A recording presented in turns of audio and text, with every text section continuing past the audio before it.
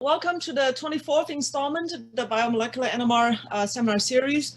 After last Thursday's disturbing Zoom bombing and uncertain US presidential election progress, I'm happy to welcome everyone back to a more secure webinar and hopefully a more secure world. This seminar series is organized by a number of us listed here. We would like to remind the audience to abide by the Gordon Research Conference rule of not making any private recording of these talks. With the speaker's consent, we, the organizers, record the talks and put them on the YouTube, ICMRBS YouTube channel. During the talks, please type your questions in the Q&As. It's my pleasure to introduce our first speaker today, Marc Baldus. Marc obtained his undergraduate physics degree at the Technical University Darmstadt, and then went to ETH Zurich for his PhD research under the supervision of Richard Ernst and Beat Meyer. In 1997 and to 2000, he was at MIT Magnet Lab in Bob Griffin's group for his postdoctoral research. So I overlapped with Marc for a short time at the Magnet Lab. And in fact, we shared a small office together, and the office was very narrow and it was difficult to walk past his chair. But he was not in the office very much anyway, because he was always in the lab running experiments. This office today definitely would not meet the square footage requirement at MIT for social distancing. So Marc returned to Europe in 2000 and was at Max Planck Institute in Göttingen as a junior research leader for solid state NMR, where he carried out many groundbreaking and innovative research. In 2008, he obtained his, got his full professor position at Utrecht University and has been the director and NMR head of this BEVOT, I think, Center for Biomolecular Research. So Marc's research in many ways exemplifies the evolution and maturation of solid-state NMR spectroscopy for biomolecular sciences in the last 2 decades, starting from a chemical physics background of inventing new pulse sequences, such as specific CP and XHHY, and many of these are widely used today. Marc has embraced the application of solid-state NMR to a pretty wide variety of biological systems. These include membrane proteins such as KCSA, GPCRs, and amyloid proteins such as alpha-synuclein and tau. Now, for a number of years now, his group has been applying solid-state NMR to proteins inside bacterial and human cells. Now, a lot of us wonder to what extent structural results that we obtain from in vitro samples that consist of a relatively small number of components carry over to in vivo conditions. And Marc's lab has been exploring and addressing this important question. And that's what he's going to tell us today about his lab's work in applying solid-state NMR to cellular structural biology. Marc, welcome. Yeah, May, thank you very much for the nice words. And indeed, our office was very small. I thought you were alluding to my belly, but it was not my belly that was the problem. So yeah, it was a great time together with you. So I really enjoyed having you as a roommate. And indeed, it wasn't for long. All right, so I'll try to share my screen here. Let's see whether this works. Can you see my screen? Okay, I see no objections. So let's try it from here. Yeah, so thank you very much again to the organizers for organizing this. It's great that the community is staying in touch with each other. Unfortunately, we can't be physical like this place here. So I thought I'd share with you first a picture from Utrecht. And as you see, we still very much hope that we can welcome many of you at the Euromar in 22, which is supposed to be in Utrecht. So we'll see how that goes. In the moment, it's very much still unclear, but we are optimistic that in 2 years from now, or 1.5 years from now, we see many of you at this beautiful place at our lab also. Now, the work that I want to describe to you, as May said, is a little bit more like a status report where we are. I mean, this is a project that we've been indeed working on for a while, like many other people in the field also. And for sure, we're not at the end of it, and there's more to do. And I'll give you a little bit an update where we are and at our place in this. Now, the work that I'll be describing to you is actually a coincidence, or it's also, maybe Corona related. It actually relates to 4 very bright postdoc, PhD students that recently graduated from my lab. So this is, first of all, Sid Narasimhan, Alessandra Lucchini Paioni, Rainier Daman, and John, together with a very gifted postdoc, Shenji Chang, which was at our place for a while and is now associate professor back in China. He was also working at the Max Planck a long time ago. So these people were really the main drivers of what I will tell you about today. Now, as May said, about 10 years ago, when we were working at a protein that is supposed to go into the outer membrane, so-called enzyme PAC-L, we at some point thought, okay, this is an outer membrane protein, and maybe, we could explore the idea that we could actually directly use the outer membrane for our preparations, because as you can see from this picture here, the outer membrane itself is a relatively complex system that is difficult to recapitulate if you use synthetic bilayers. So that was more or less the first moment to think about, okay, suppose we would be able to use this here. I'm sorry, there's some noise outside. I hope it's not too much irritating, so I'll just continue. Yeah, so the idea was that actually it turns out that the resolution of these kind of spectra, when you, for example, look at PAC-L in these membranes, are actually quite forgiving. And so together with other experiments looking at endogenous proteins like lipoprotein, we actually saw quite nice resolution. And this is work that Marie Renaud did when she was a postdoc in my lab. And even RNA you could pick up. So that was a little bit, better than we thought. And that really gave us the hope that we can actually do a resolution and experiment similar to what we all know from classical in vitro experiments. And so over the last couple of years, we have looked at various cell walls. So we looked at the bacterial cell walls also together with tomography. So this is actually protein inner membrane, YTC, where you see that proton detection is actually a viable approach to these kind of preps, provided that you, of course, make sure that the labeling is only targeting your protein. And then we worked on diatoms a little bit longer, which are, these beautiful biomaterials that have this very remarkable structure of proteins and glycan layers. And here we really made use of DNP, which again allowed us to get some information on the resolution. And like May and many other people, Ray Dubré and others, have worked on fungal cell walls, are actually also quite interesting. And the spectra are actually quite nice, and the resolution is quite forgiving, which really tells you that NMR, especially solid NMR, is a really viable approach to look at what happens to these cell walls, for example, under stress and all kinds of different environmental conditions. Now, more recently, we also engaged in looking to soluble proteins in E. coli, and you may know that the in-cell NMR, solution NMR, which is a wonderful, wonderful technique, very powerful, is actually in bacterial cells more challenging than in human cells because of the higher viscosity of bacterial cells. So turns out that to look at larger proteins in E. coli for in-cell solution NMR is actually also not that trivial. And so Sid, when he was a PhD student in my group, he really came up with an approach that would allow us to have this target labeling of the protein of interest. For example, there will be ubiquitin, our friend. I'll come back to this during the talk. But then be able to start from cell growth transformation and then either go to labeled proteins, isolate cell envelopes, and so forth, or directly use it entire E. coli cells. And so then you have to optimize basically the expression and targeted labeling of the protein of interest if you use an antibiotic like rifampicin. And then you can actually show with some tricks that you indeed are getting spectra that are basically only reporting on the protein, soluble protein that you're interested in. And apart from the sample prep, what's also important, of course, is to get then the samples into the NMR machine, especially the DNP, because to my knowledge, at least, the only way to study whole E. coli cells, unless there would be a biofilm or something, would be to use DNP, where you freeze these cells. And so here you see a protocol that in our lab we use to make this work and get the samples which are viable and can be repeatedly used for NMR experiments. I have here this little thing here. I cannot do this. Well, I'll just continue. Yeah, and so you see here an example where we have been, the reason why we got interested in this is actually a spectra of an artificial metalloenzyme. So this is a protein that is, has been shown. You probably know about things like directed evolution or other kind of developments where you can actually target or tailor bacteria like E. coli to actually make particular molecules which we are not seeing in real nature. And that has to do with proteins that are actually artificially introduced, for example, in bacterial systems.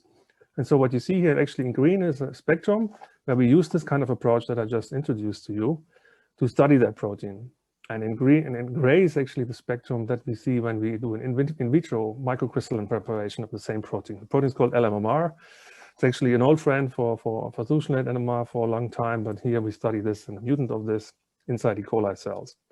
And what you immediately see, and that's of course the critique that DNP has been seeing, is that the resolution is, not ideal. I mean, it's a 400 megahertz system, so the green spectrum is certainly broader than the in vitro system.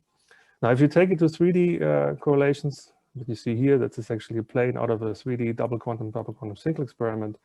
The resolution is improving, so you can really start to assign things, but clearly this is, not really what you want to like to use if you go to more complex systems. And so over the years, many of us that work on DNP have been investigating this issue. I mean, first of all, the first important issue is that you need to be able to use DNP at high field. That would be, of course, the goal.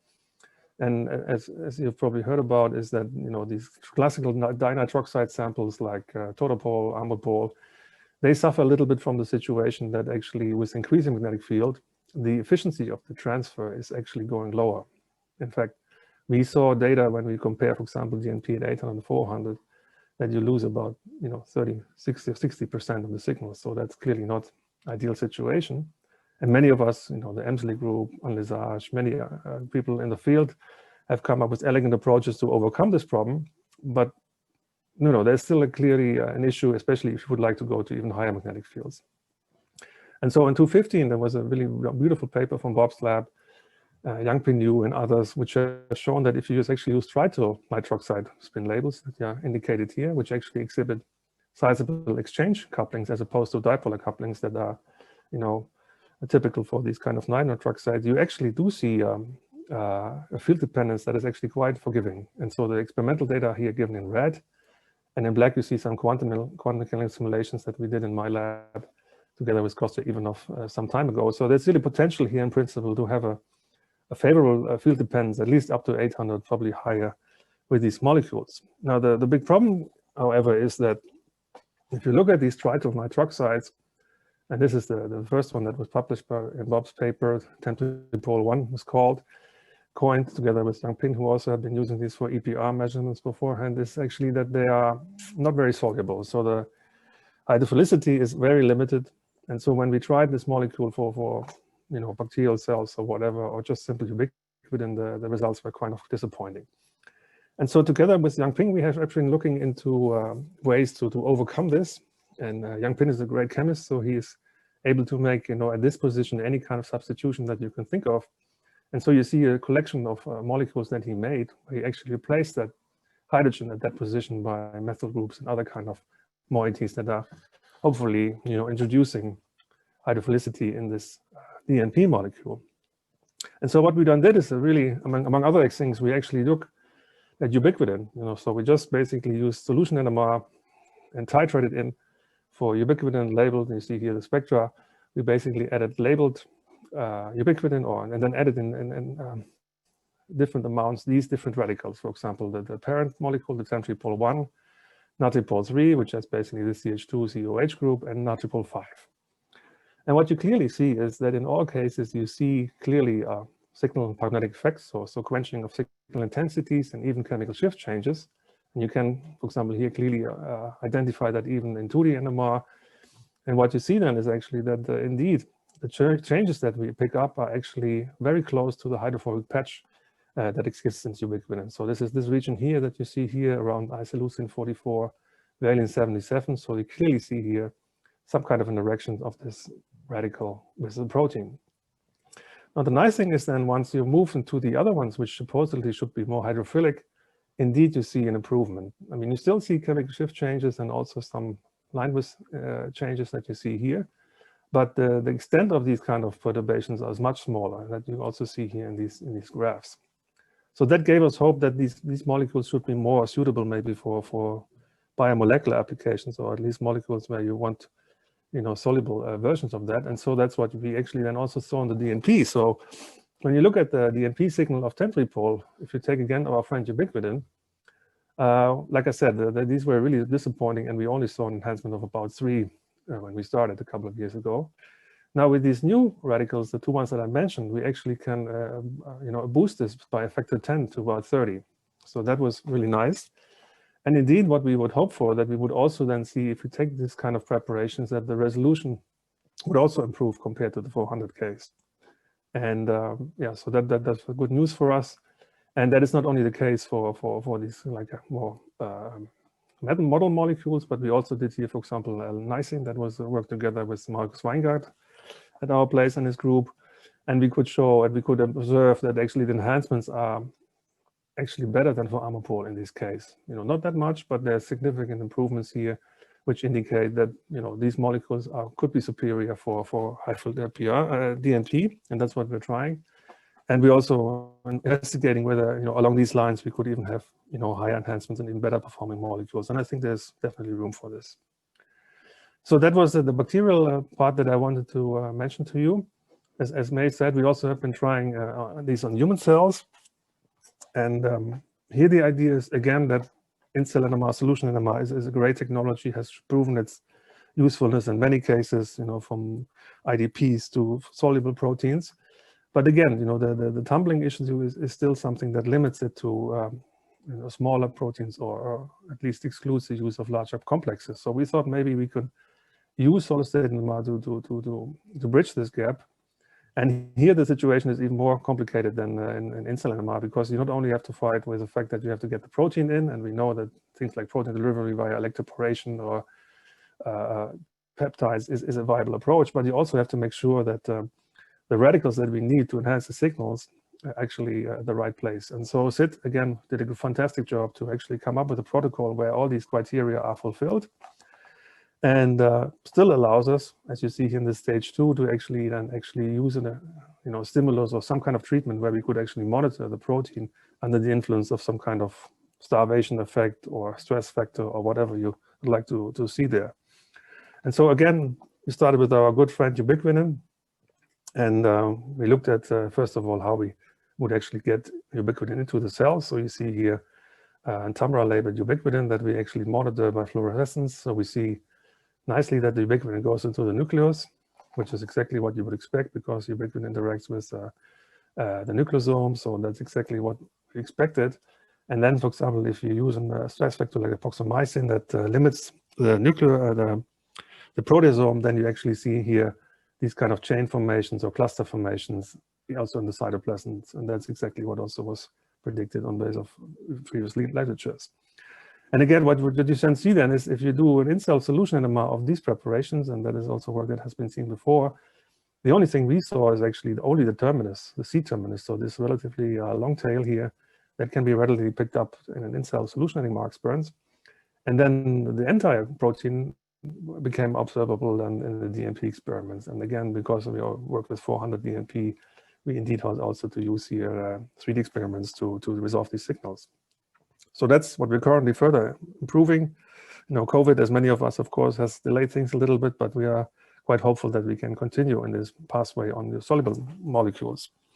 Now, the other thing we did was, earlier some time ago, is to also look at membrane proteins in cells like cancer cells, which overexpress receptors like EGF in high levels. So when you make the calculation, you can actually hope for that you might be able to pick up this receptor that you see here in green in these cancer cell lines, and then maybe do some NMR on this. And so that's what we did. So here's some cutouts of a paper which are a little bit old these days, where we added the EGF, so the hormone, and then we could see changes in the DNP spectra, but also at high temperatures we could see changes in the double quantum mobility that we probed there, and we could come up with an idea what might happen when this receptor is actually getting activated. I don't want to talk too much about it. I just want to mention that these receptors are also interesting. We talk a lot about antibodies and nanobodies these days, because they can actually be very nicely be manipulated and activated by all sorts of nanobodies. So nanobodies are these little small molecules which are actually only a part of the full antibody. And you see here, for example, the binding interfaces of some of these nanobodies that we work with, and where they actually bind to this receptor.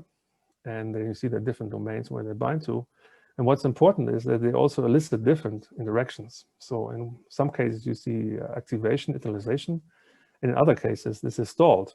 And so just the simple fact that these nanobodies are differently binding to this receptor have, you know, dramatic effects on functionality. And so we were thinking that it would also be very nice to study these antibodies directly in nanobodies. And so what we made is, as a first proof of principle, we made one of these nanobodies 7012 and in a label form. And this is a crystal structure that predicts how it interacts with the D3 domain of EGFR. And what we then did was we actually used this nanobody to penetrate spheroids. So spheroids are actually three-dimensional cell cultures, which are actually much more forgiving for NMR, solid-state NMR at least. And what you see here nicely is how this 7012 then penetrates into these spheroids, whereas, you know, other nanobodies which are not binding and not recognizing EGFR, you see no penetration after wash, of course. And here you see that just the first experiment where we then labeled this nanobody and prepared these spheroids with the labeled nanobody and a 400 DNP experiment, which indicates that indeed we should be able to pick up such kind of ligands and proteins when they interact with these kind of 3D culture, cell cultures. Now, the reason why I show you this is becoming clear in a moment, because now we have here a situation where we can label cells. And that brought me back to an old friend of mine when we were still at the Max Planck, where we worked with Christian Griesinger also, for example, on microtubules. And of course, you know the work from many groups in this field, NMR groups. Marcus Zweckstedt has worked on this. Tatjana Polinova has done wonderful work in microtubules. We did, like I mentioned, also something when I was still with Christian and colleagues, where we looked at a drug, proteolone bind to this. But because we now are able to label things, we also thought about recently whether we could also study maybe microtubules and the tails and all these interactions using human cell preps. And I'll come back to this in a second. Now, the first thing we got engaged in, and that has to do with the fact that we have a really fantastic colleague in the biology department, Anna Akmanova. She's one of the drivers in the microtubule field, is that these microtubules are, of course, interacting with many proteins, so-called microtubule-associated proteins. Now, I mentioned already Tatjana, she works on this, and other groups have been working on this. So these maps are, as you can see here, not only binding, but they also can select between the so-called minus end and the plus end of microtubules. For example, this CAMSAP2 that you see here is actually specific to the minus end. So it, by reference, has a preference to bind to the minus end of microtubules. Now, that's one aspect that I'll talk about in a second. But what you also see is that many of these maps actually have this, domain architecture. So they're not only folded domains, so like this minimal CKK domain that you see here, but there are also many of these coiled regions, other regions, IDP regions that are essential to the function of these proteins. And so when we started to work on these kind of systems, the first obvious thing was then to see how CKK would actually bind to these microtubules. And of course, we all know the wonderful progress that EM has done. Eva Nogales and others have pioneered that in microtubules. But it turned out that for the EM that we did together with Carla Morse in London, the resolution was just good but not perfect. And so there would have a lot of sense to actually also use NMR to study in solution the free CKK protein, and then also on decorated microtubules CKK in the presence of these EM preparations.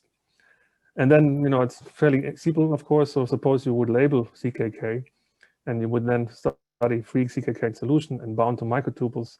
And if you then go into the solid-state and mass spectra of the bound case, you can actually very easily identify those peaks that are readily in agreement with the solution study assignments, but then some peaks, for example, which are also not there, which are clearly shifted or absent because of dynamics, for example. Now, that is, of course, not an assignment in the microtubule bound case, but it was more than sufficient to compare then the data that NMR would give, in this case, solid-state NMR, where the shifts are more or less conserved from the solution state, and in red, those ones which are not conserved, shifted or absent, to make a clear case here that NMR is in support of this EM images that you see here. And more importantly, it also gives information about which residues, for example, change in terms of the structure of this. So that was one aspect that we kind of classically did. But what turns out now is that I mentioned that CKK is selective for the minus end of microtubules. So it turns out that if you actually change one residue, namely here this 1492 to an alanine, then the binding characters are different. And I'll tell you in a moment what that means. What's also interesting was that actually this mutation then also changes the NMR signals in solids. So for example, here are pure solid state NMR spectra of microtubules, bound complexes. So this is also CKK labeled, C13, F13 labeled in complex, and both the mutant and the wild type. And I don't know whether you can see that well, but there's actually a drastic improvement in resolution by just changing that one residue here, this one residue in these NC experiments and also in the CC experiments. And it's actually so dramatic that if you then look at the proton-detected spectra, it's almost not clear to me what's a solution in solid state. So in blue is actually now the free solution HSQC of this mutant, and this is work that Shenjin Zhang was doing together with John. And in orange is now the solid state proton spectrum of the same compound after binding to microtubules. And I can tell you that these kind of resolutions we have not seen for the wild type CKK in this case. Now, why is that? So then Shenji did really interesting experiments, being trained as solution and solid state NMR person. So he not only measured the chemical shift changes when CKK actually binds to microtubules, and that's what you see here. So there were actually very small chemical shift changes compared to the wild type. But he also measured backbone dynamics, CPMG experiments, and he's of course the expert, so I leave that with you. But again, what you see is that actually the local dynamics of this protein are very limited. So we were, for a moment, actually relatively disappointed that we didn't see much of dynamics. But basically, the bottom line is that this protein, this single mutation, is extremely rigid, apparently. And interestingly enough, what the EM people then found in London is that this little mutation, the single point mutation, is actually enough to actually contract the microtubule diameter. So when you dockerate CKK mutant with microtubules, you see actually a shrinkage. So in other words, this small protein seems to be able to, keep the microtubules in a situation that is different from what you would usually see for microtubules. And they, on the reverse side, what that means, and that is the model that we have, we're still working on this, because we cannot only see, all experiments that I showed you actually are decorated, both for EM and NMR. But the model is then that probably what happens is that these CKK proteins actually select, for example, for the minus end, by the fact that they are pretty rigid. So they basically look for the right conformation on the microtubules that tells them, okay, this is the place I should bind.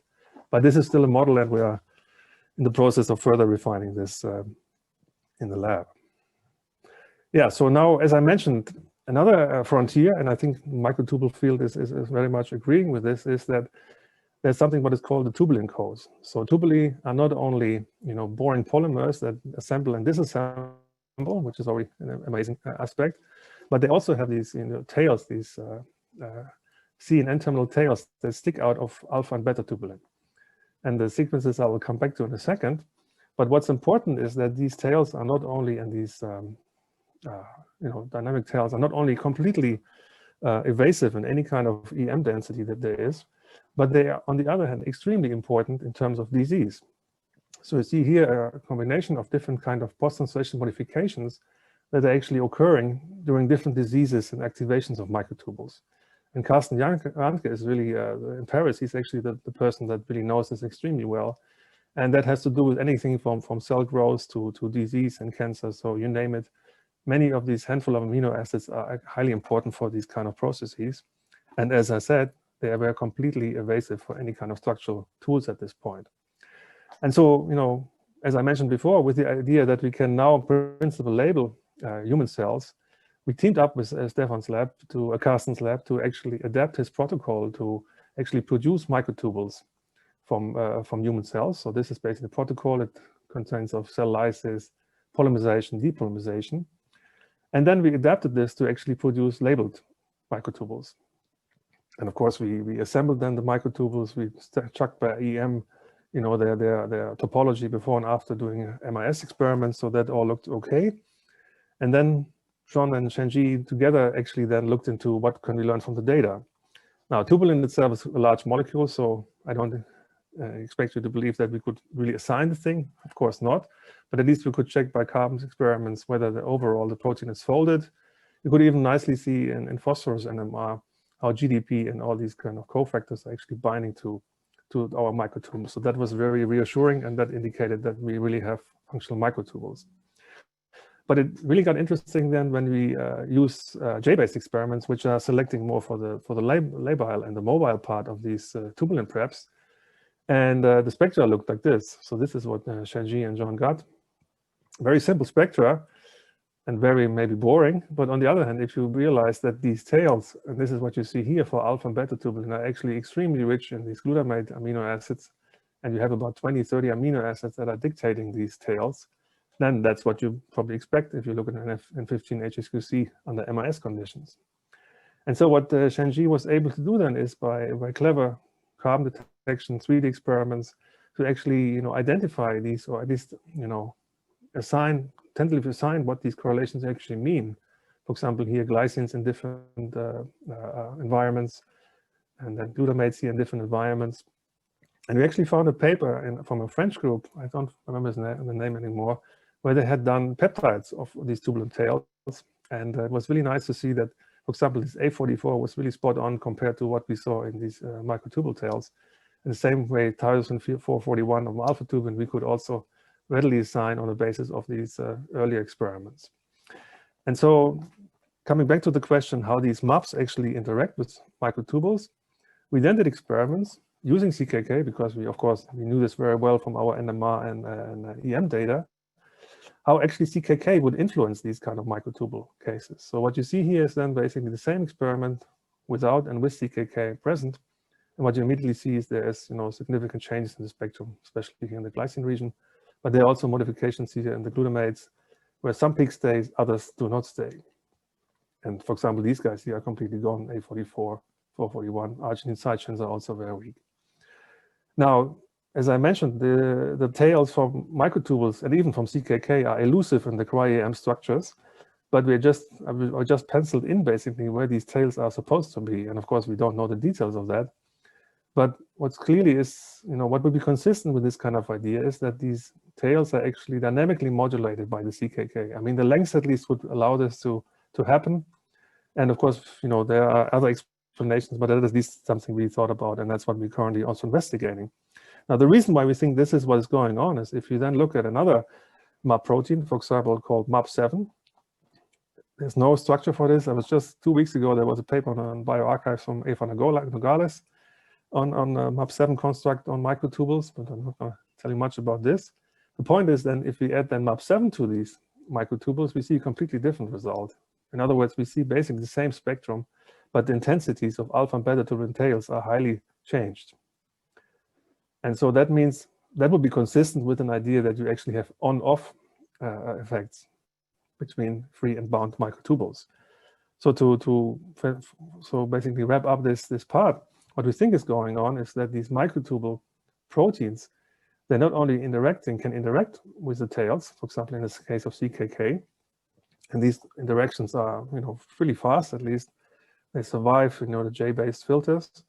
And on the other hand, you might also have a situation where, these tails are actually, on a much lower time scales interacting with proteins that are binding to them. And so that was the first kind of observation. We are now working more towards this.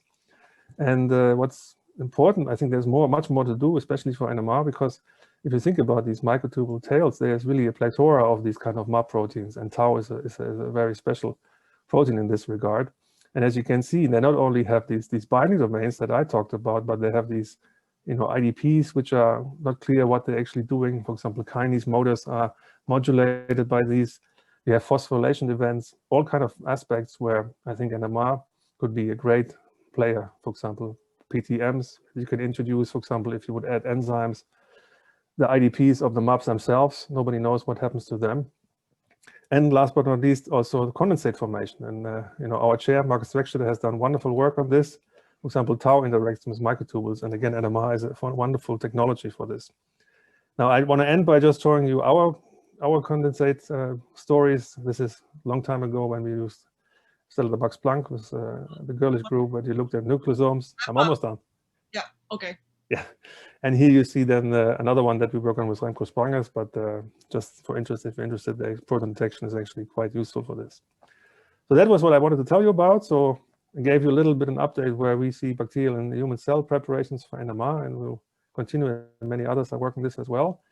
I think there's good hope now that we also will get DMP agents that work well at 800, maybe even at 1.2 gigahertz for solid-state NMR, and probably also for other DMP applications. And at the end, I showed you what these cellular or this human cell kind of advancements that we had allowed us to look at something like the microtubule cells, which have been elusive for structural biology for a long time. Now, I mentioned the people that were involved in this. I also want to mention the people that we collaborate with. I mentioned Anna Agmanova, Gerard Rolfes, we work on the biocatalysis, Yangping Liu I mentioned, and with that, thank you for your attention. Thank you, Mark, for this very interesting and rich talk. So there are a few questions lined up. I will start with Thomas Schmidt's question. Thank you for your talk. Could you explain in some more detail how you're transferring the protein radical ubiquitin system into the cell and prevent the loss of the radical? Yeah, that's a good question, and that kept us busy and other labs, I guess, also for a while. And let's see whether I can show this. So what we did was, and this is here on the left. I unfortunately see here this. Maybe I go. I have still this. Can I move this here? Yeah, here we go. So on the right side, you see actually experiments where we actually had a fluorescently labeled version of PIPO, and then we actually measured by microscopy how fast these molecules actually diffuse into the cells, and that turned out that happens in the order of 5 to 10, 20 minutes. And so that's exactly the time frame where we incubate these proteins before we actually do the DNP. So what we rely on is basically that the time where these amopoles or whatever you use are actually entering the cells is only in the order of 5 to 10 minutes. And that is sufficient to maintain polarization and radical intact in the samples. Okay. So related to this, Tatiana Polinova has a question first. Thanks for a fantastic talk. Have you tried tagging ubiquitin with radicals by radicals for delivery in cells? I think you are, yeah, have you tagged? Yeah. Yeah, we tried that. The problem is, then you have the time problem again, in the sense of if you use something like electroporation, so like in this experiment here, maybe I can go back. Oh, cannot. Maybe I can show it again. Can I go back here? So this, so what you see here, right, the electroporation, we always wait 4 or 5 hours to make sure that the samples are, that the cells are back in the resting state. And so that means if you electroporate that cell with a DNP radical, then you have to deal with 4 or 5 hours where the radical in principle would be exposed to the cell nucleus, right? So that probably would be too long. Now there are ways to think about this, how to approach this, caging compounds, people working on this, but for now we have not tried that yet. But that would be a way, if you can maintain the polarization on these and the electron on these kind of radicals, then that should be possible, definitely. So the next couple of questions are very similar in nature, asking about whether the radicals would affect the structure and function of the protein. I think you basically have answered that. That's a question from Lu Yao. And then Nada has a question. It's the same, how to reach ubiquitin, put it into the cell. All right, let me see the next question. So what of course, that only applies to human cells, right? In bacterial cells, you can use, the normal kind of expression routines like I showed. And we're also thinking about, I think there are also people that in the groups that are working on this, that we might be able to directly express cells with the right codon. But we haven't done much on this yet. We have tried something, but it wasn't so easy so far for us. So we'll try this one again. So Sahil Alawat has a question on slide 9. The experiment showing enhancement by different radicals is performed in vitro or in cells. So how did you measure the enhancement? Oh, this is all this is still in vitro. So we haven't done here. You mean this one here? Yeah. Yeah, no, that's the first demonstration where we did not use cells yet, because that's we have not tried to put this radical in cells yet. So the in cells things that I showed you were all on amopole related systems. We have now first data with these kind of molecules, which look encouraging, but the spectra that I show here are in vitro experiments. So I have a quick question then. Based on what you've seen, ubiquitin and other systems, do you think the structure of the protein of interest has actually changed in any significant way between in vitro and in cell, other than the conformational, the broadening, which is mostly due to or do you think the advantage really, or the important point is really to capture dynamics? And to what extent can you mimic the in-cell environment by just increasing the viscosity, as many labs have done, by using pegs and other things, crowding agents. Yeah, so for ubiquitin, this is basically a first demonstration, right? So when I come back to this here, we actually did not expect to, where was the in-cell data? We do not expect that we see large changes when we just electroporate in ubiquitin, so there I would not expect much. And we are in the process with, 800 data now to look into what we actually see. But what you do see, and there we have already data that indicate that when you then, for example, stress the cells, so when you have chain formation, then you start to see dramatic, very strong effects of ubiquitin. Because as Christian, for example, has shown very beautifully, there are all these complexes which are formed, right? And so there you see definitely an impact on the ubiquitin structure. And that's, we don't have that all in place yet, but that's definitely an effect that you see. Or, for example, when you have an IDP or a protein that is partially disordered, or a tau or whatever, right? If you would do that in cells, then for sure you would expect something to see. Or, nucleosome binding factor or other things, where you definitely expect that there's some change to the structure as you go into the cell. So I think it depends on the system. And ubiquitin we only chose because we thought, okay, first of all, we know pretty well that it interacts with nucleosomes, so it sits in the nucleus, so we have a very good readout to see where it actually locates. And second of all, yeah, the structure should be preserved if you don't do anything to the cells. In fact, what you see, and that was also a nice confirmation that this is working, at some point ubiquitin, the labeled ubiquitin that we put in is actually replenished by the endogenous ubiquitin, because the cells continue to produce ubiquitin. So you actually see in NMR signals that at some point the labeled ubiquitin disappears. Okay. And so that, so that was really more a case study to show that in principle it works. And as I said, we are doing experiments to see what happens, for example, to the proteasome when proteasome inhibition takes place, or other kind of effects. So we want to see what then happens to ubiquitin, and that's not completed yet. Thank you. That's fantastic. I think we should move on to the second speaker. So it's a pleasure to introduce Fabien Ferrage, our second speaker today.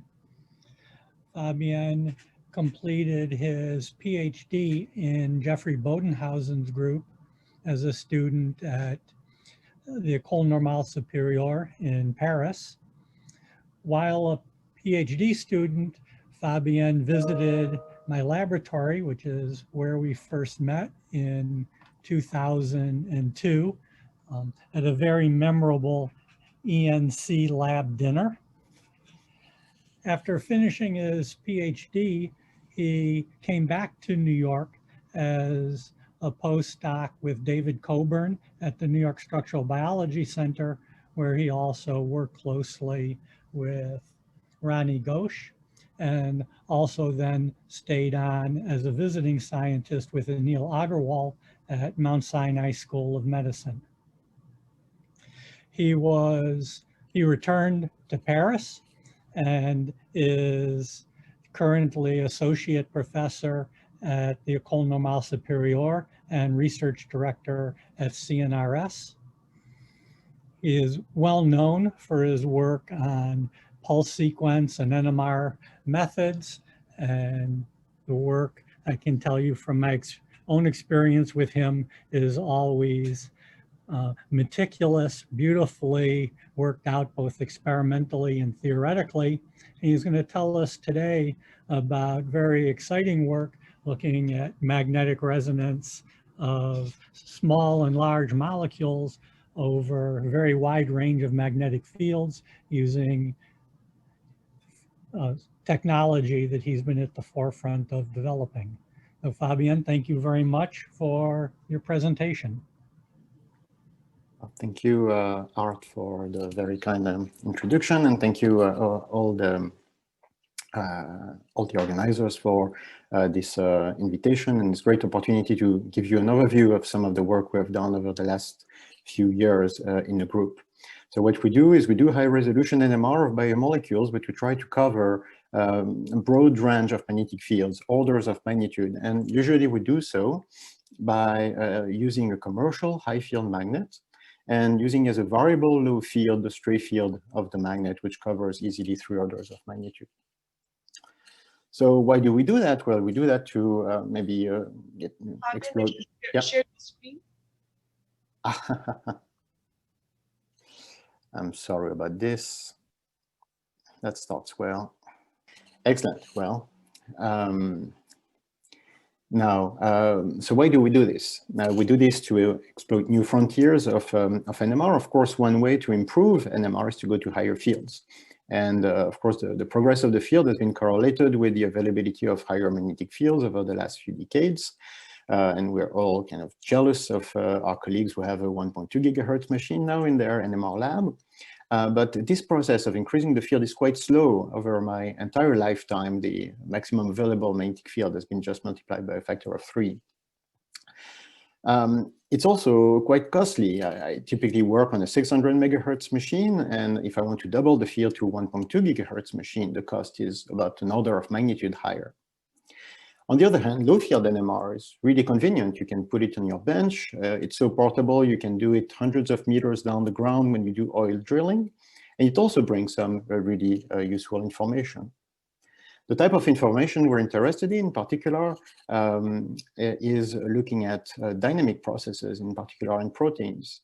So when we look at complex systems that are dynamic over orders of magnitudes of timescales, going from picoseconds all the way to milliseconds and seconds, and we want to cover as broad a range of timescales as possible. And if we do so looking at classical relaxation measurements, then there is an inverse correlation between the timescales that we're looking at and the magnetic field. So if we want to cover this range between nanoseconds and microseconds, actually we need to reach magnetic fields that are too low and incompatible with high resolution NMR. The solution for this is well known, it's relaxometry, but if you do fast field cycling relaxometry, this is a no or low resolution technique where you cannot separate signals based on their NMR spectra. The solution for this, of course, has been proposed by many groups, and really the steps we follow here are those of Al Redfield, who introduced this concept almost 20 years ago now, and exploited it very well in collaboration with Mary Roberts and Dorothy Kern. The idea is to use a commercial magnet and a sample shuttle to move the sample in a stray field. In this way, we run experiments where we polarize at high field, and we move the sample up to a position of the stray field for which we know the field, and then we move we let the sample there at low field for a variable time, and we come back to high field for detection, so that we have sensitivity and resolution. In this way, with a few measurements, we can actually obtain all the information and describe the entire spectral density function, where we had gaps if we were using we would have gaps if we were using only high field relaxation. We've been using, to work on this, a sample shuttle apparatus developed at Bruker, in particular by Torsten Markertsen, in the frame of actually a collaboration, Christian Grisinger, and this system was adapted so that it could meet the specifications that were appropriate for the kind of experiments wanted to do on proteins. So this is a pneumatic system. Our sample looks like this, and it moves at speeds up to about 10 meters per second, which means it takes about 100 milliseconds to change the field by 2 to 3 orders of magnitude. So I'll show you some results that we have obtained a couple of years ago on ubiquitin, where we looked at sidechain dynamics. So in this case, we labeled the 7 isoleucine delta-1 protons, methyl groups, with 1 carbon-13, 1 proton, and 2 deuterons. All of this in a fully deuterated and carbon-12 background. So the spectrum has just 7 signals, and we've measured longitudinal relaxation rates of carbon all the way down to about 0.3 Tesla, covering about 2 orders of magnitude of magnetic field. You already see from this profile that there are some quite different relaxation dispersion profiles for, say, isoleucine 44, that has a very flat profile. And this is what is expected because this residue is the only isoleucine that is exposed at the surface of the protein. To quantitatively analyze these data, we actually introduce a simple model of the correlation function, introducing actually 3 correlation functions. One that describes isotropic overall tumbling, where the correlation time tau c limits somehow the memory of orientation in the system, so it will be difficult anyway to go beyond this correlation time. At the other end of the spectrum, the fast rotation of the meteor group, we describe it with this correlation function that has only 1 free parameter, that is a correlation time for this meteor group rotation. And then we use either model free or external model free to describe the motions of the CC axis, so basically the side chain, the motions of the side chain. So these are some examples of results that we obtain for isoleucine 36. in ubiquitin. So we have about 30 relaxation rates, and the longitudinal relaxation rates cover 2 orders of magnitude of magnetic field. And you see that the fit is quite good, not only for the longitudinal relaxation rates, but also for transverse relaxation rates and dipolar cross relaxation at high field. We obtained 5 parameters for local dynamics. Here you see the probability distributions of each parameter from the MCMC analysis. And in particular, I would like to comment briefly the correlation times that we obtained. We have here one correlation time for methyl group rotation. It's just in a low picosecond range, so it's very fast. And then for the CC motions, for the sidechain motion, we have two types of correlation times: fast motion that take place around 100 picoseconds, and then a reasonably well-defined motion that is much slower, of the order of 3 nanoseconds. Interestingly, these results fit very well, are in very good agreement with the analysis of a molecular dynamics trajectory. And so we, in collaboration with Raphael Buchweiler, we analyzed an MD trajectory for ubiquitin and for isoleucine 36, in particular, where the agreement is good. We try to figure out what were the motions we're seeing in NMR using relaxation. And in this case, I show you here the decay of the autocorrelation for the chi-1 dihedral angle. And you see that the decay is on a low nanosecond timescale that corresponds to what we observe in the relaxation experiments. That indicates that basically the main motion that we see with NMR are actually transitions between chi-1 rotamers. Something that is quite nice when we do relaxometry is that we sample the spectral density at very low frequency using the longitudinal relaxation rate. It means that in principle, we don't need the transverse relaxation rate. And this is actually very important if we are dealing with a nucleus where there is a contamination from chemical exchange. And this is the case for isoleucine 44. So in the case of isoleucine 44, we know that there is some chemical exchange contribution to transverse relaxation. And so we cannot use those to just look at red field relaxation. So in this case, we just analyze longitudinal relaxation rate and cross relaxation. And this is what we obtain. So we can also obtain these 5 parameters for isoleucine 44. You see that the correlation time for methyl group rotation is quite fast. We define maybe a little less well the fast motions, but we define very well a correlation time for slow motions of the order of 1.5 nanoseconds. So one question we ask is, do we see these low nanosecond motions because relaxometry is providing more information, or is it because we have better models or more sensitivity? Is there more information basically in relaxometry data? And to answer this question, we teamed up with Andy Smith, Matthias Ernst, and Bert Meyer, who had introduced a couple of years ago this detectors method to analyze relaxation data in a solid state. In this case, one thing that is tricky is to take into account the overall tumbling, which is not present in a solid state. And in the case of ubiquitin, we're looking at the central column here. You see the detectors that are actually functions that are linear combinations of relaxation rates, but that are sensitive to correlation times over a well-defined range of correlation times.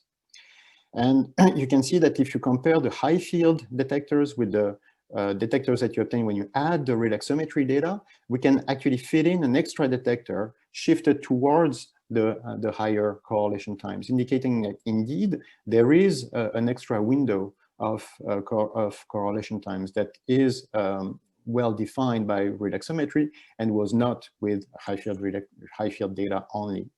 And now the limitation is only the overall tumbling. If we were to study, which we will in the near future, a larger protein, then you see that with the same fields as in our relaxometry data, we can add even another detector that goes towards the higher correlation time. So clearly now the limit is in information is not the one from the selection of fields, but it's really the limit imposed by the overall tumbling. And so in the analysis that we did of the same data that I showed you, I would like you just to focus on this line here that shows the sensitivity of the detector that is in a low nanosecond regime. And here you can see that with high field data, there is maybe a little bit of something around 1.5 nanoseconds. So this motion that we see for isoleucine 44, it was there in the high field data. However, the slower motions take place about 2 to 3 nanoseconds for isoleucine 36 that I showed you before and isoleucine 13. These are only picked up with relaxometry, and they're somehow buried in the noise if we were to look only at high field data. Now we're also looking at other labeling schemes, looking at relaxation in valine and leucine residues. I just show you one result here for valine 70. As you can see here, now we actually analyze the data by fitting together all the decays of all the relaxometry experiments. And in the case of valine 70, we do not identify two typical timescales for the motions of the side chain, but only one, but that is quite slow, of the order of half a nanosecond.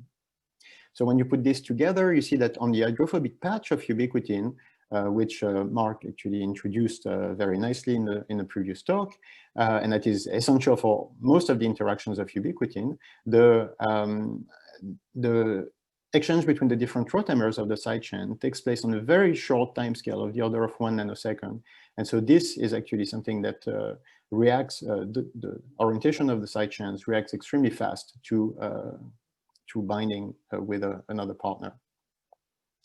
So on this part, I've showed you that with relaxometry, we can obtain extensive sampling of spectral density function in a macromolecule with site-specific information that gives us quantitative information about motions from low picoseconds to low nanoseconds and possibly beyond if we're to look at larger systems.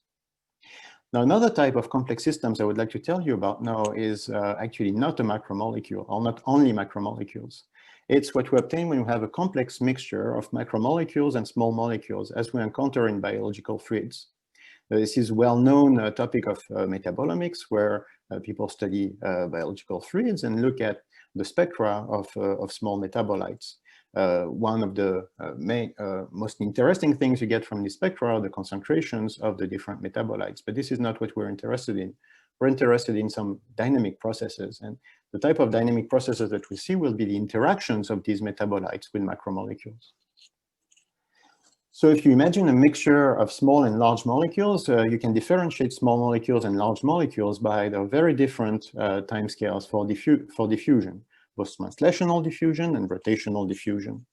But if a small molecule binds to a macromolecule, then both its translational and rotational diffusion will be significantly slowed down. And if there is exchange between the free and the bond form, now we can observe the free form of the small molecule, but obtain information about its complex with the macromolecule, which macromolecule it binds. So if we want to look at diffusion, what is easy to do on a high field spectrometer is looking at translational diffusion with Dozy experiments. Unfortunately, the translational diffusion coefficient is weakly dependent on the size of a molecule. So if the macromolecule is 10 times larger than the small molecule, and you have just a few % binding, the effect on the effective diffusion coefficient is quite small. On the other hand, if we're looking at relaxation, now we somehow sample the correlation time for overall diffusion, and this depends on the volume of the molecule. So if the size is 10 times larger, the correlation time is 1,000 times larger. So now if we are looking at the effective correlation time, you see that 1% binding would actually lead to an increase by a factor of 10 of the effective correlation time. So what do we expect to see? What we expect to see when we do NMR, when we do high resolution relaxometry on biological fluid, is to see for many metabolites a flat profile that corresponds to what we expect for a small molecule, where we're in extreme narrowing. And for as soon as there will be a little bit of binding, we expect to see a dispersion at low field. Interestingly now, if we can characterize and fully quantify this nuclear magnetic relaxation dispersion profiles, we can determine actually and estimate the correlation time for the complex, that is the correlation time for the macromolecule, and so obtain some good information about the macromolecule that binds to our small molecule. So we started with a simple test sample where we just mixed bovine serum albumin that you see here in the baseline with a small molecule like alanine that we know does not bind to BSA, and indeed we see a very flat NMRD profile, and to the standard TSP that is known to bind to BSA. And here you see a beautiful dispersion profile for the methyl protons of TSP. So we analyzed this NMRD profile, and the most important parameter that we obtain is the correlation time for the in the bond form that is of the order of 40 nanoseconds and corresponds to what we would expect for BSA. Okay, so now does it work in a real biological fluid? And here, to do this, we teamed up with our colleagues in Florence, Veronica Gini, Giacomo Parigi, and Claudio Licinat, who are both interested in relaxation and in biological fluids. And in this case, so we used that human blood serum. So I will show you NMRD profiles from a few metabolites in human blood serum. We used 3 samples from 3 different human donors, and you can see that for alanine and glutamine, for instance, the NMRD profiles are quite flat, indicating that no, there is no very significant interaction of these metabolites in human blood serum. However, when you look at other metabolites, such as lactate or creatinine, you see some significant dispersions. In the case of lactate, we characterize the entire dispersion profile so that we can fit it and obtain an estimate of the correlation time of the complex. That is here about 33 nanoseconds. That is in decent agreement what we'd expect for serum albumin. In the case of creatinine, you see we only see the beginning of the NMRD profile, and so there it's actually much more difficult to characterize fully, to fit it and obtain the correlation time for the complex. But in principle, it is possible, and we're working on some hardware development that will allow us to do this. So if you take human blood serum, what kind of proteins do you expect to see? Well, there are dozens of proteins in human blood serum, but there are about 30 to 50 that have concentrations that will be amenable to the type of investigation that I presented to you. So what it means is when you obtain a correlation time from the analysis of an NMRD profile, well, sometimes like in the case of the interaction of lactate, which is known to interact with human serum albumin, well, this is in a busy area in terms of correlation times. And so there's maybe up to 10 possible candidates for proteins that bind to this small molecule. But as you see, there are about 2 orders of magnitude of correlation times predicted for the proteins of serum. So there are many other places, like around 10 nanoseconds, where there are very few candidates. And so obtaining a correlation time in this range would actually be almost unambiguous information about which proteins bind to the small molecule we're looking at. One thing is that to do these experiments, we need to have weak interactions because we need to be able to look at the free form of the small molecule. But we can study stronger interactions because we indirectly through competition binding. So in the case of the interaction of lactate with serum albumin, we know that this equilibrium is displaced by the standard TSP. So if we do these experiments without TSP, with just pure serum, you see that we have the 2 dispersion profile that I showed you before. Now, if we add TSP, you see that for creatinine, there's no change, but for lactate, we have a significant diminution, significant decrease of the dispersion, indicating that there is indeed competition between the molecule we added and lactate. And actually, with these experiments, we can, with the analysis of these 2 profiles, we can characterize a change of population of lactate in the bond form. So for this part, I've showed you that we could study with high-resolution reaxometry different type of complex systems, in particular biological fluids, and characterize quantitatively interactions of metabolites with macromolecules. Now, if I have a few more minutes, I would like to present to you another kind of the research we do with our sample shuttle. So I've showed you experiments where we just take our shuttle and we go to a point of the stray field and come back to high field. But maybe sometimes at low field would like to do something, maybe not visit the International Space Station, but actually just manipulate nuclear spins. And hopefully you'll consider that this is rocket science. So to do that, in order to manipulate spins at low field, what we do is, well, first we teamed up with Berker, and we developed a series of instruments that allowed us to do this. The first thing was to obtain a plateau of homogeneous fields. So that was done through the development of so-called ferrochims that define the plateau in the stray field at around 0.33 Tesla. And Bruker developed also a triple resonance probe at the right resonance frequencies. In this case, the proton resonance frequency is only 14 megahertz, so 1.4. And we augmented our NMR console also with a signal generating units and amplifiers that allow us to go all the way down to 1 megahertz. And with our sample shuttle now, we can couple the 2 magnetic centers and obtain a 2-field NMR spectrometer where we can manipulate nuclear spins both at high field and at low field within the frame of a single experiment. So in this case, one kind of system that will be more amenable to studies with this type of apparatus are systems where there is maybe too much chemical exchange. We all know that chemical exchange is fantastic to look at excited states, where you look at a ground state and you obtain some information about a conformation that is populated only a few %. But if there is exchange on microsecond and millisecond timescales between many conformations that are significantly populated, or even just 2 or 3, then what you have is this. You have a spectrum that actually looks terrible because there is too much line broadening to obtain high resolution spectra. And in this case, the only way to get rid of line broadening is really to lower the field. So what we would like to do is run experiments where we can actually lower the field for some chemical shift evolution to obtain better line width, but keep the intrinsic sensitivity of high field. And this is what we can do in principle with a 2-field spectrometer.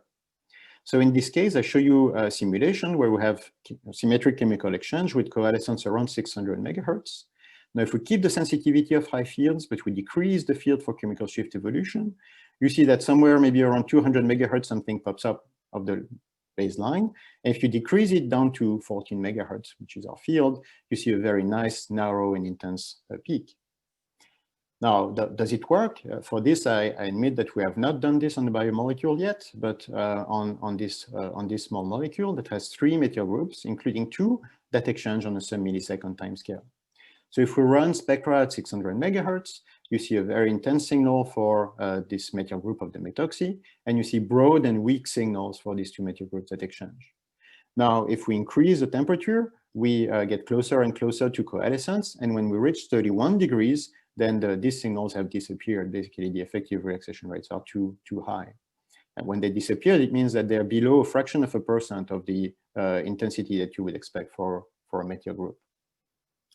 Now we've developed here a 2-field HZQC experiment where we correlate protons and carbon, but with the specialty that the carbon evolution is done at low field.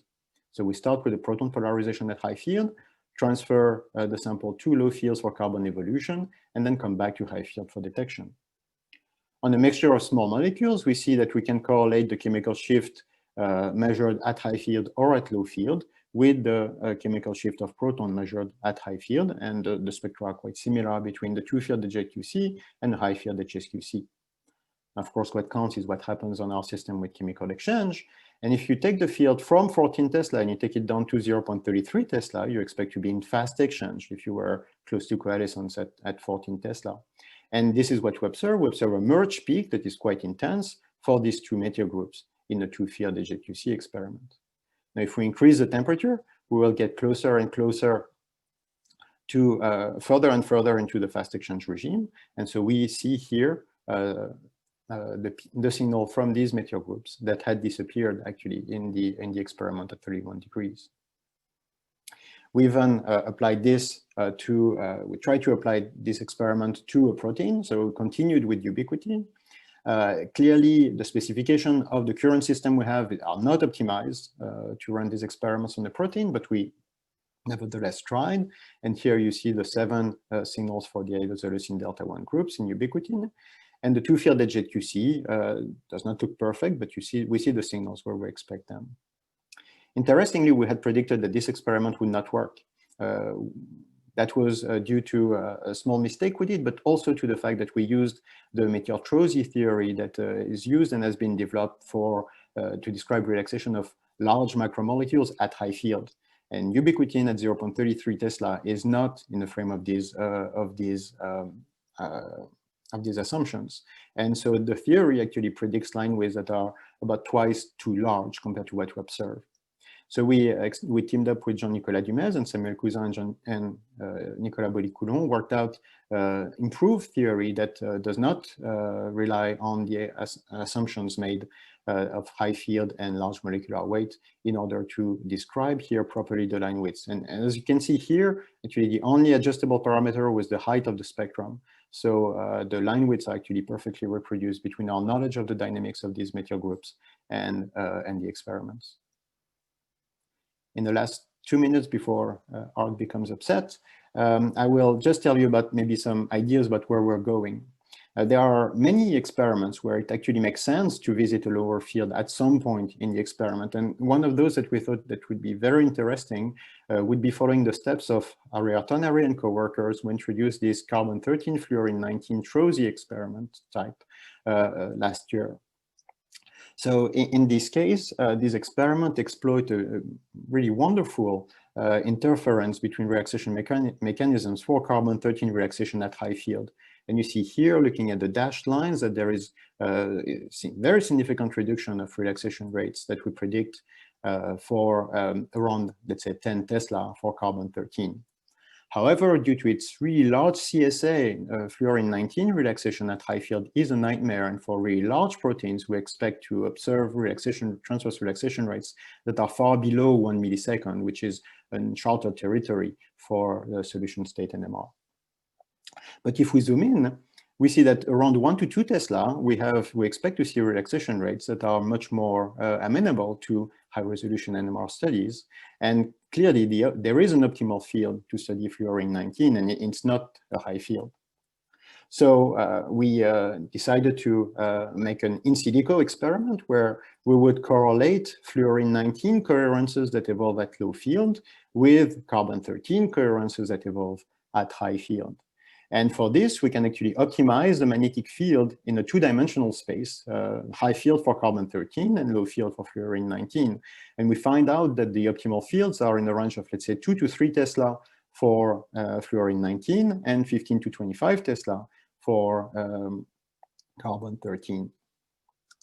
So the idea would be to have a system where we have a magnetic center that is now more of the order of 2 Tesla and our magnetic center at 14 Tesla. At least for now. So we do not have experiments on this, and I should point out these are simulations, but in our hands, using actually very meticulous simulations done by Nicolas Boulic-Coulon, we can show that the resolution we expect, even though the evolution is done at a field that is an order of magnitude lower, the resolution in the fluorine-19 dimension is actually slightly better with two-field TROSY than with a one-field, classical one-field TROSY, on a system that has a correlation time that is about 100 nanoseconds, so somewhere between the full and half proteasome. In terms of sensitivity, it's often very difficult to simulate signal-to-noise ratio, but we try to be, again, very careful. And what I can say is that we predict that the increase in signal-to-noise will be more than an order of magnitude compared to the experiment that was introduced by Ari and coworkers. So in the case of two-field NMR, I showed you that we developed a new prototype of a two-field NMR spectrometer that we've introduced a series of experiments, and I showed you a few that allow us to obtain high-resolution two-field NMR spectra where we correlate chemical shift at low field and chemical shift at high field. In the case of a system that has chemical exchange, I showed you that we could actually recover some signals that were broadened beyond detection due to chemical exchange. And in the near future, hopefully, we'll be able to run these experiments on some actually challenging proteins, in particular with new types of two-field optimized experiments. And for this, if they're in the audience, I want to thank the reviewers of our grant because it was just accepted for funding. So in a couple of years, we should be able to show you some experiments on this two-field TROSY experiment. Okay, so let me spend another minute to thank the people who contributed to this work. All the work on relaxometry and two-field NMR was started by this fantastic group of Samuel Cousin, Pavel Kadejavec, and Cyril Charlier. Most of the theory and all of the software development I showed you today is done by Nicolas Boulic-Coulon, who joined later the group. More recently, relaxometry was done by Milan Zarshda, Ziping Wang, and Simone Pisano. The analysis of molecular dynamics in ubiquitin was done in collaboration with Raphael Buchweiler. We worked on detectors with Andy Smith, Matthias Ernst, and Beat Meyer. The work on biological fluids was done with Veronica Gini, Giacomo Parigi, and Claudio Lucinat. We worked with Dimitri Sakellariou at the beginning of our adventure in two-field NMR, and with Jean-Nicolas Dumez more recently to improve the theory of metal group relaxation. And finally, all of this was only possible because I was been working on some prototypes developed by Brooker. So I would like to thank all the people who contributed to this there, in particular all the support we received over the years from Jean-Max Tiburn and Torsten Marketsen. And I'll finish an advertisement in a nice picture of our lab. We actually are hiring one PhD student and one postdoc next year. So if you're interested to join us, please contact me. And I thank you for your attention. Thank you, Fabien. I'll remind people to put questions into the Q&A. And Harry jumps right in. In the multidimensional experiment, I've sure thought low field to transfer magnetization, especially for nuclei that suffer from CSA-induced relaxation, stored along Z and then shuttled back to high field. What are your thoughts? What are the limitations? So my thoughts is that yes, this is an excellent idea, and there are many things I would like to do in this field when we have a system that is more adapted actually to protein to field NMR. I would say the main limitation will be the T1 of whatever, well, the relaxation rate of whatever spin order is used for the shuttling between the two magnetic centers. So this is really the main limitation. An anonymous attendee asks, why does the two-field ubiquitin spectra have extra peaks? We've actually scratched our head quite a lot on this. As you've noticed, the signal-to-noise ratio is actually not that far from unity. So maybe at some point I thought about many things. There can be issues possibly with the current system with vibrations. So this we cannot completely exclude this. We try to think about some really sophisticated spin evolution, but did not really convinced with these interpretations.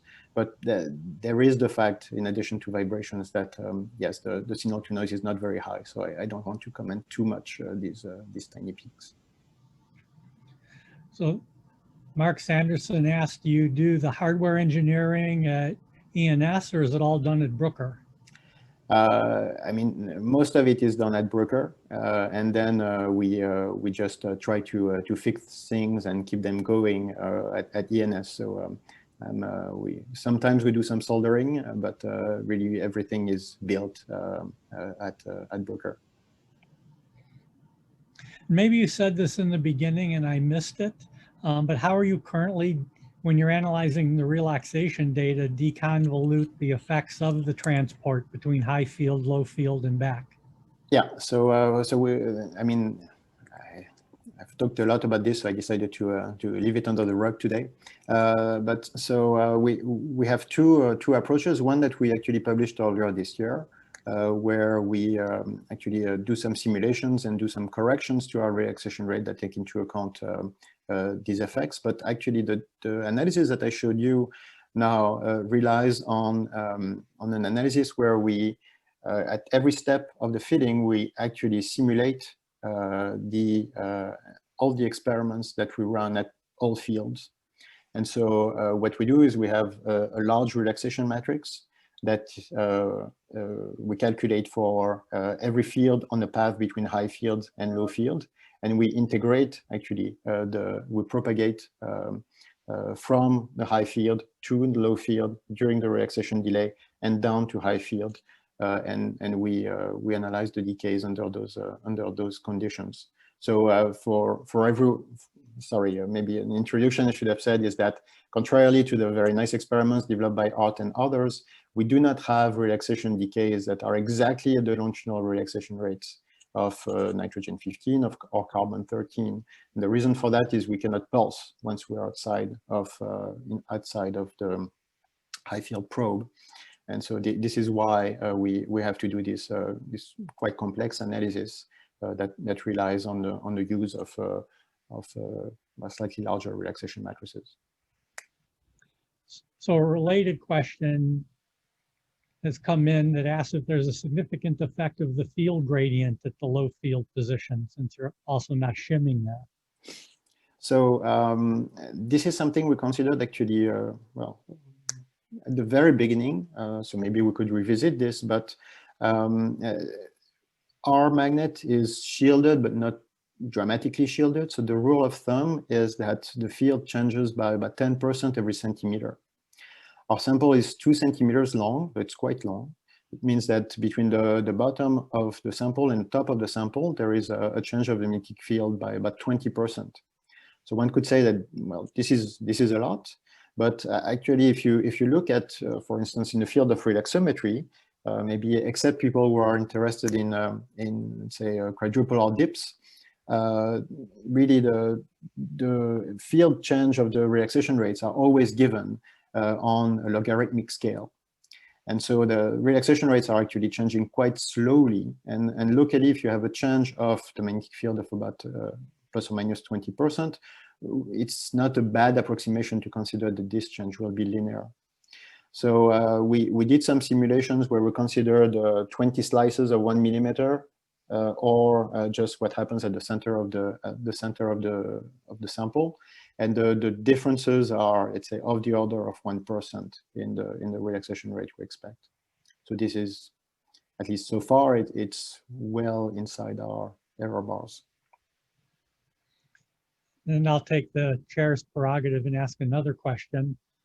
It seems from what you said with the 2-field spectrometer, you must have a VT unit for controlling temperature at the second field, but in the shuttle case, you don't. So how much ability do you have to vary the temperature for the relaxometry, or are you stuck mostly at what the bore temperature is at each position? Yeah, so the short answer is yes. We cannot move too much from the temperature of the bore. The long response is that we're actually very careful with this. So we only tolerate changes of the order of 0.5 Kelvin. And the issue there is not just that the temperature will change, let's say, between different fields, but that it will change depending on the relaxation delay that you have at low field. So we really check that for the shortest delay and the longest delay at each magnetic field, using a sample that where we look at some chemical shift differences for temperature. Now we're working with Bruker on a new generation of shuttle, and temperature control is part of the specifications. I'd better start writing grants then. Okay, I see no other questions. I see Christian raising his hand. Yeah, but I mean, you're the chair.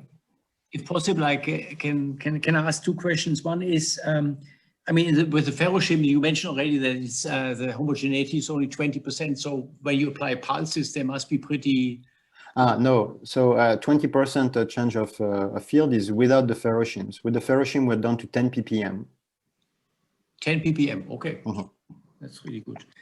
The other thing I wanted to ask is, I mean, at least in our experience with the shuttle, you especially when you go to quite low field, you lose quite a lot of Boltzmann magnetization when you go up, and then when you go down, of course, I mean, especially when you do a 2D experiment at the lower field, more or less what counts is more or less the Boltzmann magnetization at the lower field.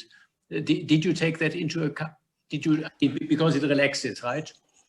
So take that into account in the sensitivity calculation that you showed for the fluorine spectrum? Oh, yes. So the one thing is that we consider that the lowest field that we reach is the one of the low field center. We didn't consider that we'll go through a region of lower field than that. But no, we took that into account. We did actually quite careful calculations. So the question is really, what is the T1 of the nuclei that you use for the transfers? And in the case of fluorine 19, actually, on a high molecular weight protein, the T1s are not so bad. So a transfer of 100 milliseconds is you lose a little, but not so much. And I'll confirm this when we run experiments. Yeah. If I may, Art, can I ask a second question? I think this is your third, but go ahead.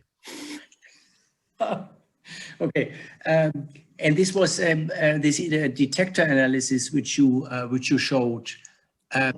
So I mean, did you make also an analysis how low in field you have to go in order to have the full power of this? For example, I mean, with approaching internal rates close to the correlation time? This is a very good question. We actually try to push it down to very, very low fields to see how how far we could go, how many detectors we could put in ideal world. But we didn't try to get, let's say, a rule of thumb about how low a field for wet overall tumbling correlation time. So this is a very good question. Unfortunately, I cannot respond to it quantitatively. Okay, thanks. So I think we should close the official discussion at this point and thank Fabien and Marc for spectacular talks.